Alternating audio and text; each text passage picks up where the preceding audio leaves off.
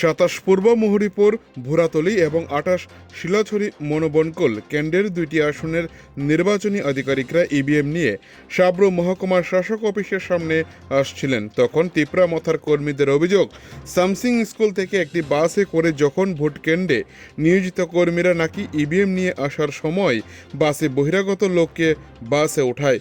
তা নিয়ে মথার কর্মী সমর্থকরা মহকুমা শাসকের অফিসের সামনে উত্তেজনা সৃষ্টি করে এবং বাসের উপর হামলা চালানোর চেষ্টা করে বলে অভিযোগ।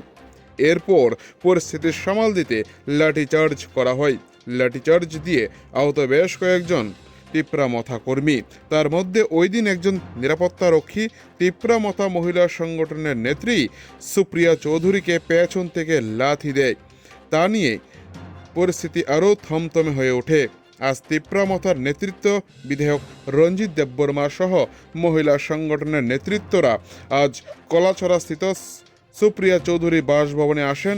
উনার সঙ্গে আরও উপস্থিত ছিলেন 27 পূর্ব মুহুরীপুর ভুরাতলী কেন্দ্রে এবং 28 শিলাছড়ি মনোবনকুলের প্রার্থী দেবজিৎ ত্রিপুরা এবং মনীন্দ্র ত্রিপুরা, এবং উনার শারীরিক খোঁজ খবর নেন। সংবাদ মাধ্যমের মুখোমুখি হয়ে বিধায়ক রঞ্জিত দেববর্মা তীব্র ক্ষোভ প্রকাশ করে। তিনি আরও বলেন, আজকের 3 দিন হয়ে গেলেও স্বরাষ্ট্র দপ্তরের যিনি দায়িত্বে আছেন উনি কেন এখনও চুপ করে বসে আছেন।